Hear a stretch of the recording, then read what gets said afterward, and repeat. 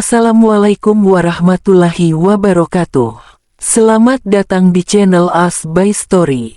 Jangan lupa like, komen, dan subscribe, serta aktifkan lonceng notifikasi agar tidak ketinggalan cerita menarik lainnya. Sekarang, mari kita mulai ceritanya. Furkan memang sangat mencintai Permata, buktinya saja ia mengirim foto-fotonya di Arab Saudi kepada Permata walau dia tak pernah meminta Furkan melakukannya.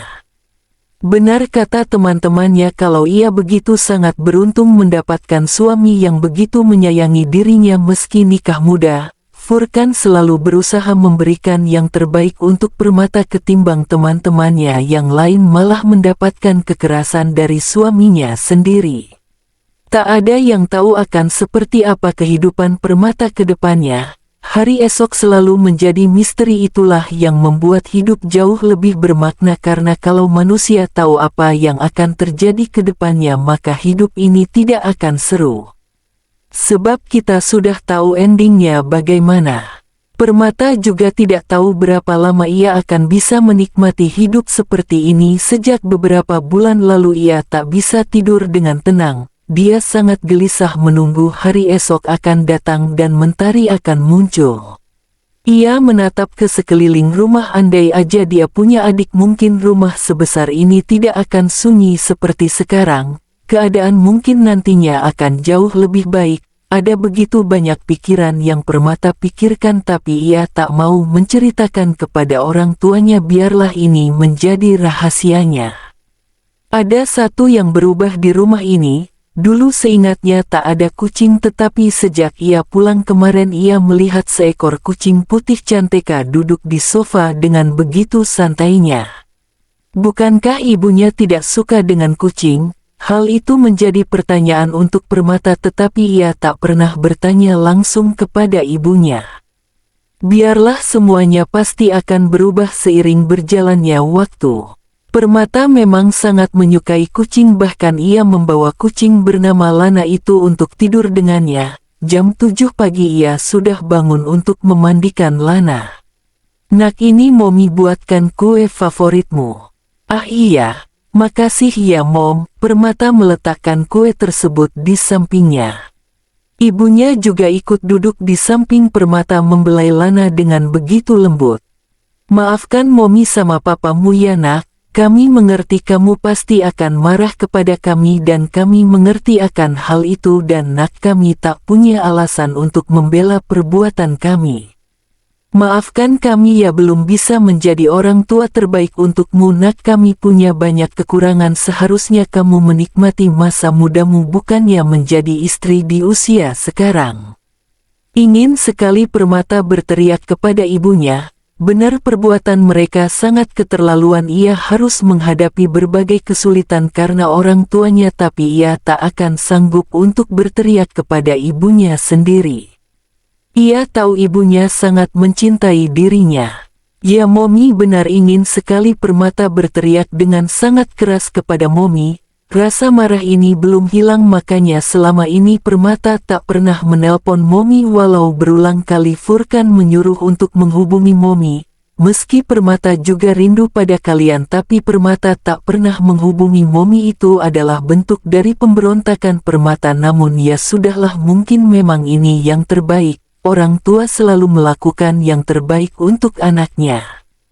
Jangan katakan kalau kalian belum jadi orang tua yang baik, kalian udah menjadi orang tua yang sangat baik selama ini. Kalian selalu menuruti permintaan Permata, sungguh semua hal tersebut lebih dari cukup untuk Permata. Permata memeluk ibunya. Sangat sulit ia untuk mengucapkan ini, sebisa mungkin ia berusaha untuk tidak menangis sementara ibunya tak mampu menahan derayan air mata. Semua yang diucapkan Permata begitu mengunggah hatinya. Furkan tak mengerti di mana dia sekarang, hanya ada hamparan hijau sejauh mata memandang. Bagaimana mungkin ia ada di sini? Tidak masuk di akal sama sekali. Ia terus menyusuri padang rumput tersebut berharap menemukan seseorang yang bisa ia tanyai tempat apa ini. Percuma, tidak ada orang sama sekali. Lalu ia harus melakukan apa? Furkan. Tidak jauh dari Furkan berdiri ia melihat Permata, semuanya semakin membingungkan. Pertanyaan yang pertama aja belum terjawab mengenai tempat ini dan bagaimana ia bisa berada di sini. Sekarang ia malah melihat Permata, bukankah istrinya itu ada di rumah orang tuanya? Permata, kamu kenapa bisa di sini? Pasti banyak sekali pertanyaan dalam dirimu Furkan. Tak mengapa tidak semua pertanyaan harus segera mendapatkan jawaban. Terkadang kita harus menunggu lama untuk mendapatkan jawaban tersebut. Maksudmu apa? Kamu membicarakan apa Permata? Furkan mencoba mendekat ke arah Permata tetapi Permata malah mundur. Hal itu membuat Furkan merasa takut. Makasih ya untuk semua perlakuan baikmu padaku selama ini. Aku tahu kalau aku orangnya sangat susah diatur. Kamu sungguh lelaki idaman. Aku tahu banyak orang yang ingin menjadikanmu sebagai pendamping hidupnya.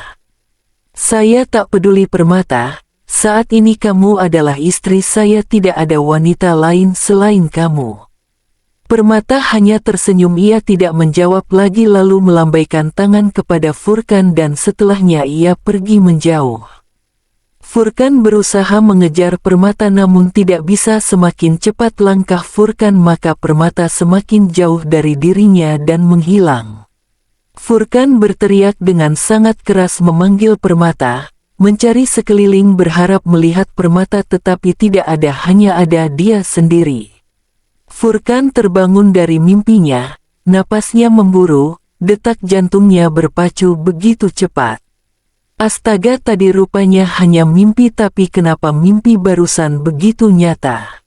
Berulang kali Furkan beristighfar menenangkan rasa cemas yang menyimuti hatinya. Sedang apa ya Permata di sana? Di sini udah malam, apakah istrinya baik-baik saja?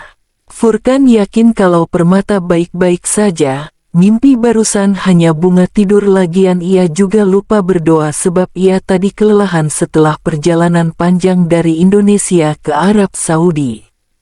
Besok adalah jadwalnya untuk bertemu dengan teman abinya. Setelah semua urusannya di Arab Saudi selesai, Furkan akan segera pulang menemui Permata. Ia membaringkan tubuhnya kembali, tak lupa membaca doa sebelum tidur meminta perlindungan kepada Allah dari gangguan jin dan setan. Tak bisa, mau sebanyak apapun Furkan untuk kembali tertidur. Mimpi buruk barusan selalu mengganggunya. Daripada berpikiran yang tidak-tidak, ia menyibukkan diri dengan membaca Al-Quran dan membaca buku sampai pagi menjelang. Tanah para nabi memang sangat indah, apalagi yang datang untuk beribadah maka mereka akan mendapatkan ketenangan. Baiklah, karena sudah ada di Arab Saudi maka Furkan akan menyempatkan diri datang ke Madinah berkunjung ke makam Rasulullah, meminta doa terbaik di sana untuk keberlangsungan kehidupannya dan kebaikan atas rumah tangga yang sedang Furkan jalani. Rasanya tak masalah jika ia harus menunda keberangkatannya pulang ke Indonesia hanya sehari saja. Bukan ia yakin kalau Permata tidak akan masalah dengan keputusannya, lagian dia di rumah orang tuanya juga seminggu. Furkan berharap saat ia berkunjung sekali lagi ke Arab Saudi ia akan mengajak Permata bersamanya. Permata akan suka dengan suasana dan keindahan Arab Saudi, apalagi kota Madinah. Baru juga sebentar Permata berpisah dengan teman-teman kampusnya, sekarang dia sudah merindukan mereka. Begini ya rasanya kalau udah terbiasa dengan sesuatu hal lalu tidak melakukannya lagi maka serasa ada yang hilang. Jam menunjukkan tengah malam. Besok adalah hari Minggu, mereka libur. Biasanya kalau tidak ada kelas mereka akan bergadang semalaman menceritakan apa saja. Random, pokoknya cerita mereka tak memiliki batasan. Setelah topik pertama maka akan ada topik yang lainnya dan begitu seterusnya. Perasaan ketika Permata SMA ia sudah biasa dengan suasana sunyi seperti sekarang. Ia sama sekali tidak ada masalah, namun mengapa sekarang rasanya begitu amat berbeda ya?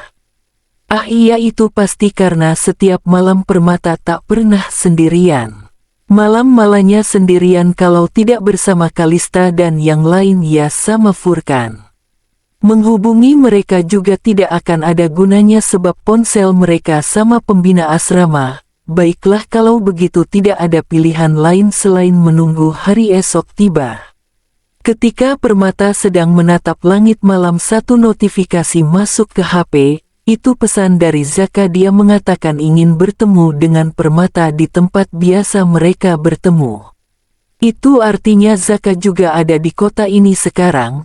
Permata tak ingin menemui Zaka, tapi ada begitu banyak yang harus diperbaiki dalam hubungan mereka. Permata tak ingin ada dendam dalam dirinya, ia ingin hidup damai dan tenang tanpa rasa sakit. Jam 8 pagi Permata sudah berangkat dari rumah untuk menemui Zaka. Ia hanya bilang kepada orang tuanya kalau ia ingin keluar menemui temannya. Ibu Permata mengizinkan tanpa menaruh curiga, sementara Devano tak banyak bertanya, ia sudah tahu siapa yang akan ditemui Permata. Menemui Zaka tak sama pada saat mereka masih bersama. Tempat yang dimaksud oleh Zaka adalah danau tidak terlalu jauh dari sekolah mereka. Biasanya ketika pulang sekolah mereka menyempatkan diri untuk bermain bersama, bercanda dan bergurau, kadang baru pulang ketika maghrib tiba. Dari kejauhan Permata melihat Zaka duduk di tepi danau sembari melempar batu. Kebiasaannya tak berubah sama sekali, selalu saja Zaka yang harus menunggu Permata, sama seperti sekarang. Lama menunggu ya? Tanya Permata. Zaka menoleh dan tersenyum lalu menggeleng. Tentu saja Permata tak percaya, biasanya Zaka selalu datang 1 jam sebelum jam yang dijadwalkan. Cepat sekali waktu berlalu, andai masih ada kesempatan untukku Permata, lirih Zaka. Ungkapan dari Zaka tulus tanpa kebohongan, ia memang sangat ingin memperbaiki kesalahannya dulu. Seharusnya Zaka mendengarkan orang tuanya untuk berpamitan kepada Permata sebelum ia berobat. Tak bisa Zaka, situasinya sungguh berbeda sekarang. Permata yang berdiri di hadapan kamu sekarang bukanlah Permata yang kamu kenal. Zaka tersenyum gentir, ada rasa sakit di hulu hati, namun ia tak bisa menyalahkan siapapun, lagian ini adalah kesalahannya sendiri. Apa kamu bahagia dengannya? Permata bingung. Apa maksud ucapan Zaka bahagia dengannya? Iya, mungkin maksud Zaka adalah Furkan. Dia pasti berpikir kalau Furkan pacarnya. Lagian Zaka tak pernah tahu akan pernikahannya, juga tak ada yang memberitahukan Zaka. Bukan jika Zaka tahu, pasti Zaka telah menanyakannya sejak lama kepada Permata. Ya, jawaban itu teramat singkat, padahal Zaka ingin mendengar jawaban yang lebih panjang lagi. Berat pasti kamu melaluinya Permata, nikah muda tak pernah ada dalam list impianmu. Permata tersentak, dari mana Zaka tahu akan pernikahannya? Apa ada yang memberitahu Zaka? Namun siapa? Ini yang ingin aku bicarakan kepadamu Permata. Apa kamu ingat waktu kamu malam-malam pergi ke kampus sendirian? Aku melihatmu Permata, aku juga belum pulang dari kampus karena aku jika ada masalah memang suka menghabiskan waktu di sekolah. Melihatmu pergi ke salah gedung aku mengikutimu Permata, dan tak sengaja aku mendengar pembicaraanmu dengan Furkan. Kamu tahu kebenarannya, lalu mengapa kamu bertanya tentang kesempatan? Walaupun kamu sudah jadi milik orang lain, namun aku masih berharap untuk bersama.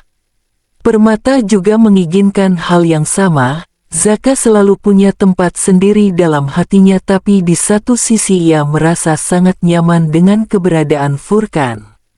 Meski Permata memperlakukan Furkan dengan sangat kasar, mempermalukannya, tetapi Furkan tak pernah sekalipun bertindak hal serupa kepada Permata, padahal dia bisa. Permata belum berdamai dengan masa lalu, buktinya saja ketika mengingat kenangan bersama Zaka ia masih merasa perih. Kata orang kalau kita sudah ikhlas maka kita tak akan merasakan sakit lagi. Zaka, berbahagialah dengan hidupmu, aku akan berdoa semoga kamu menemukan pengganti yang jauh lebih baik dariku. Tanpa menunggu jawaban dari Zaka, Permata melangkah pergi. Tidak baik jika dia terlalu lama menghabiskan waktu bersama dengan Zaka. Sakit memang, namun ini jauh lebih baik. Tidak ada harapan untuk mereka bersama lagi. Semua kenangan indah hanyalah masa lalu. Sekarang buktinya semesta tak pernah berpihak kepada mereka. Zaka hanya bisa menatap kepergian Permata. Mau setegar apapun ia untuk menerima kenyataan, tetap saja hatinya terluka dengan sangat dalam. Permata adalah cinta pertamanya. Orang yang memperkenalkannya pada kebahagiaan sederhana, membuat hari-harinya sangat indah. Orang yang sangat ceria, pecicilan sungguh kenangan itu rasanya baru terjadi kemarin. Zaka mengeluarkan cincin dari kantongnya, cincin yang begitu indah terukir nama Permata di sana. Cincin ini dibeli oleh Zaka di Singapura. Ia ingin memberikannya kepada Permata sebagai tanda bukti cinta sekaligus permintaan maaf karena meninggalkan Permata begitu saja. Semua rencana masa depan bersama Permata tidak akan pernah terwujud, hanya akan menjadi angan dan hayalan dalam mimpi. Untuk apa sekarang dia di Indonesia? Tidak ada alasan bagi Zaka untuk terus menetap di sini. Lebih baik dia pindah di luar negeri.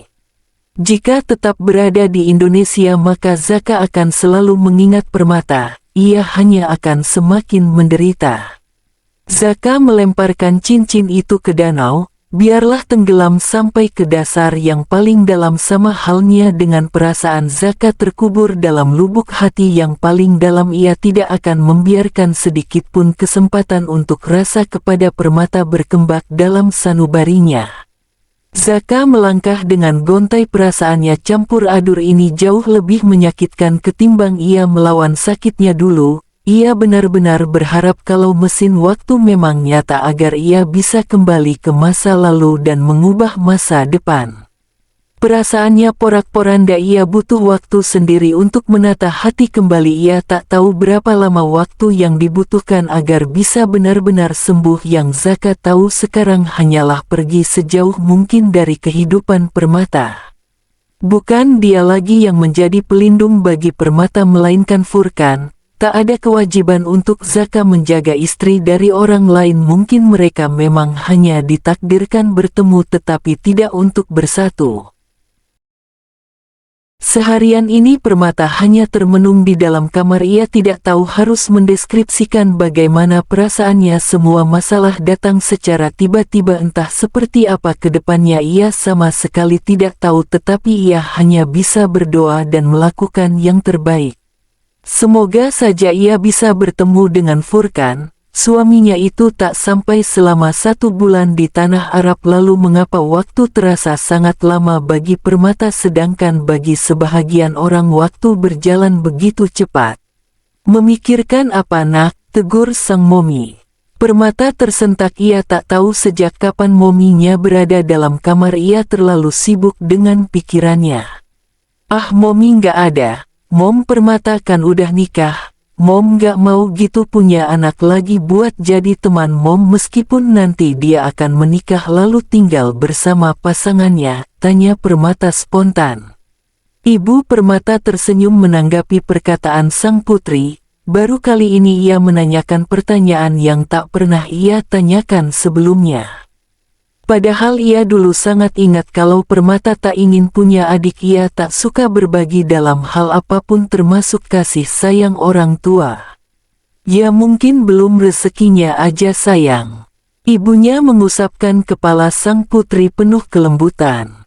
Kalau nanti Permata punya adik, Mom harus bilang ke dia kalau kakaknya sangat mencintai dirinya. Kakaknya meskipun bandel tetapi juga penuh kejutan. Kakaknya cantik dan baik hati. Kamu bisa bilang sendiri ke adikmu kelak, nggak usah pakai nitip pesan segala. Permata hanya tersenyum penuh arti. Tak ada tanggapan lain dari Permata. Ibunya pamit keluar karena ada beberapa pekerjaan yang harus diselesaikan. Setelah memastikan ibunya menjauh dari kamar, Permata menutup pintu lalu mengambil sebuah berkas dalam laci belajarnya. Berkas tersebut adalah berkas laporan kesehatannya. Permata tidak baik-baik saja. Ia sakit tapi tak ada yang tahu kecuali Devano. Permata memang tak ingin membuat orang lain cemas dengan kondisinya. Ia lebih memilih menyimpan semuanya sendirian tanpa perlu membagi beban karena memang ada beberapa hal yang tak bisa diketahui orang lain. Permata membuang laporan tersebut ke tong sampah. Ia tak ingin menyimpannya, takut kalau momnya menemukan hal yang selama ini disembunyikan Permata dari semua orang. Tak ingin berlarut dengan semua pemikiran rumit ini, ia memutuskan untuk mencari Devano. Barangkali bercerita dengan abang sepupunya bisa meredakan rasa resah dalam hati Permata. Berbicara dengan Devano selalu menyenangkan, tak pernah membosankan. Permata mencari ke segala sudut rumah dan menemukan Devano duduk di tepi kolam sembari mendengarkan musik kesukaannya. Baru rilis album baru mereka ya? Ya baru 1 bulan, jawab Devano. Bang, lo nggak pengen nikah gitu? Gue aja yang lebih kecil dari lo udah nikah ya, walaupun dalam tanda kutip dipaksa ya. Devano terkikih mendengar pernyataan adiknya. Bisa-bisanya ia menanyakan pernikahan, tapi wajar sih, tidak ada yang salah sebenarnya dengan pertanyaan Permata. Gue nggak kayak suami lo adik, dia punya ilmu dalam rumah tangga. Finansialnya juga udah cukup dan punya usaha sendiri, sedangkan gue masih berkutat dengan pendidikan gue. Gini adik, pernikahan bukan tentang cepat atau lambat, tetapi tentang orang yang tepat, karena pernikahan bukan permainan melainkan ibadah terpanjang dalam kehidupan. Lalu sebagai seorang laki-laki harus punya usaha sendiri, nggak mungkin kan anak gadis orang hanya dikasih makan daun. Memang benar kalau Devano belum punya usaha sendiri, kehidupannya masih ditanggung oleh keluarga. Meskipun kalau dia pengen buka usaha ia bisa tinggal minta modal kepada orang tuanya, sebutkan saja berapa nominal yang dibutuhkan. Tetapi Devano tak ingin seperti itu, ia ingin berusaha sendiri. Kalau ada kesulitan barulah ia meminta bantuan kepada orang tuanya. Devano terinspirasi dari Furkan. Dia anak seorang kiai, mencari pekerjaan bukanlah hal sulit. Orang tuanya telah menunjuk Furkan sebagai ahli waris keluarga. Furkan ingin mencoba sendiri. Selama 3 tahun ia mencari modal sendiri, jatuh bangun telah ia rasakan. Bahkan dia juga sempat berjualan keliling demi mencari modal. Miris memang orang tua Furkan sangat marah kala itu mengapa putranya malah mencari penderitaannya sendiri, padahal mereka telah mempersiapkan masa depan yang cerah bagi putra mereka. Furkan menyampaikan argumennya, kalau dia tidak melewati kesulitan bagaimana ia akan sukses? Bukankah agama mengajarkan kita untuk bekerja keras tanpa hanya mengharapkan kesenangan semata? Kalau langsung terima jadi maka kita tak akan pernah menjadi manusia yang bersyukur, malah akan menjadi manusia kufur akan kenikmatan yang Tuhan berikan. Barulah orang tua Furkan menyadari kesalahan mereka dan mendukung usaha putra mereka. Perjuangan 3 tahun Furkan berhasil, usahanya maju. Kedua orang tuanya merasa sangat bangga sekaligus bersalah sebab telah meragukan Furkan di awal perjuangannya dulu. Oke deh, tapi kalau calonnya udah ada belum? Tanya Permata dengan gaya menggoda. Bukannya menjawab, Devano hanya tersenyum lalu menatap kolam. Permata sudah bisa menyimpulkan kalau Devano punya seseorang yang ia cintai. Ikan mah gitu, sekarang main rahasia sama adiknya sendiri. Nggak gitu loh, nggak seru, cuman dibilang lebih baik ketemu langsung sama dia. Wah beneran nih bang? Iya, kapan abang bohong sama kamu? Lagian kamu tuh ya kadang panggil kadang abang kadang panggil lo, emang nggak sopan. Permata hanya cengegesan. Ia sudah terbiasa memanggil Devano seperti itu. Ia tahu Devano hanya sedang bergurau dengannya. Selama ini Devano tak pernah mempermasalahkan Permata mau memanggil dirinya seperti apa. Yang terpenting bagi Devano adiknya bahagia. Kapan abek mau ketemuin Permata sama dia? Bulan depan abak akan bawa dia ke pesantren Furkan. Kamu kan juga nggak di sini, harus ikut Furkan pulang deh. Iya, hampir lupa kalau udah nikah, kirain masih sendiri. Devano mengusap kepala Permata. Ia sangat menyayangi Permata layaknya adik kandung. Devano lega karena adiknya mendapatkan suami yang baik mampu bersabar dengan sikap kenak-kanakan Permata. Entah bagaimana kehidupan adiknya nanti kalau ia sampai salah suami. Keadaan semakin kacau tak terkendali pagi ini. Entah kenapa keadaan Permata memburuk. Tadi pagi ketika ibu Permata membangunkan sang anak tak kunjung ada sahutan dari dalam. Biasanya Permata sudah bangun sekitar jam 6 pagi tetapi saat jam menunjukkan jam 10 tak ada tanda-tanda kehidupan dalam kamar Permata. Ketika ibunya mengecek ke dalam, ia menemukan Permata tak sadarkan diri, tubuhnya dingin teramat dingin malahan. Seisi rumah panik. Devano dengan tidak sabaran memanaskan mobil belum lagi dengan drama kunci mobilnya hilang. Baginya mimpi buruk melihat adiknya tak sadarkan diri. Lihatlah tubuh Permata terbujur kaku bagaikan mayat hidup. Hanya Devano yang tahu permasalahan ini, tidak ada yang tahu selain dia. Bagaimanalah ia akan menjelaskan kepada keluarga Permata dan Furkan juga akan membutuhkan penjelasan mengenai keadaan istrinya. Sang ibu mendekap Permata erat. Berulang kali ia memanggil Permata tetapi percuma, tak ada balasan. Tubuhnya semakin dingin sementara ayah Permata dan Devano juga tak kalah paniknya. Sebenarnya ada apa dengan keadaanmu nak? Rilih sang ibu. Sejak Permata menanyakan pertanyaan yang amat ganjil, ibunya memiliki firasat tak enak tetapi ia tak tahu kenapa perasaannya bisa seresah itu. Berbagai pikiran buruk memenuhi kepala sang ibu. Tidak, ia tak boleh memikirkan hal buruk sedikit pun mengenai keadaan putrinya. Jika salah satu pikiran buruk itu terjadi maka cukup untuk menghancurkan dunia sang ibu. Mereka tiba di rumah sakit. Devano segera memanggil dokter. Para perawat yang melihat keadaan Permata tak perlu pemeriksaan lebih lanjut. Mereka sudah tahu kalau ini keadaan darurat. Mereka membawa Permata ke ruang UGD. Butuh waktu 2 jam untuk menangani Permata. Selama itu juga mereka tak bisa merasa tenang sama sekali.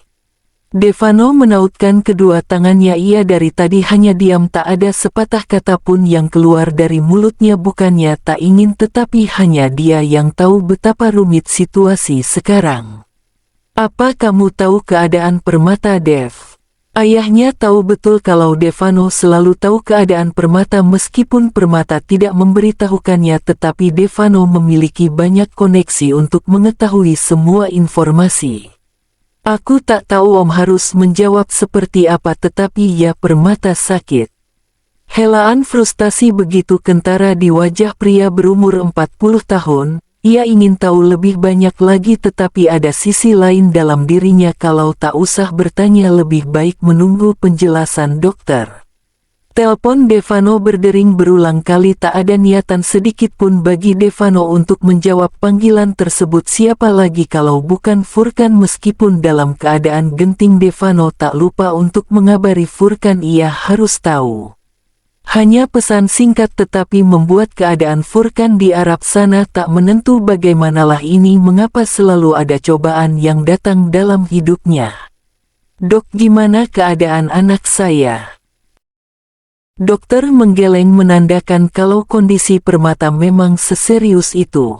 Cukup ibunya tak sanggup lagi. Ia merasa sudah gagal menjadi orang tua. Rasa bersalah karena menikahkan Permata tanpa persetujuan darinya saja belum hilang.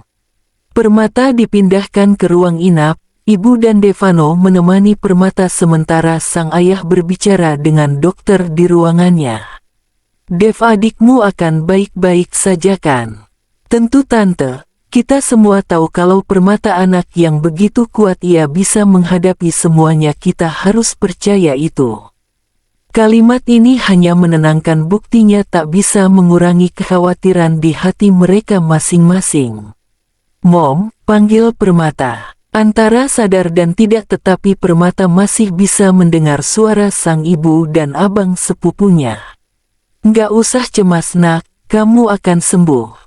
Permata tahu kalau yang sebenarnya terjadi adalah kebalikan dari kalimat sang ibu. Tak ada yang tahu pasti mengenai keadaan Permata, hanya dia yang tahu betapa seriusnya penyakit yang ia derita. Walaupun Devano tahu, tetapi Devano tak pernah merasakan berbagai pikiran buruk yang selalu mengganggunya setiap hari. Nanti kalau aku nggak ada, Mom harus jaga diri baik-baik ya, jangan telat makan. Ingat Mom, sampaikan pesan Permata kepada adik ketika ia sudah dewasa entar. Cukup Permata, kamu akan sembuh, jangan bicara yang tidak-tidak, ucap Devano penuh dengan ketegasan. Muak ya Devano muak mendengar ucapan tersebut. Ia tak akan pernah kuasa jika memang ia harus kehilangan adiknya sejak kecil. Setiap kali Devano berkunjung ke rumah Permata, maka ia akan selalu bermain dan menjaga Permata. Bagaimana mungkin ia harus melihat adiknya pergi meninggalkan dunia ini? Tidak, bukankah ini tidak adil? Hanya mendengar Permata mengatakannya saja sudah begitu menyesakkan sekali. Iya, apa yang dibilang abang kamu benar, kamu akan sembuh, kalau perlu kita akan melakukan perawatan ke luar negeri, ucap sang ibu. Ibu Permata juga sama dengan Devano, ia tak suka mendengar kalimat tersebut. Apapun akan ia lakukan demi menyelamatkan sang putri, ia tak akan membiarkan hal buruk terjadi pada anaknya.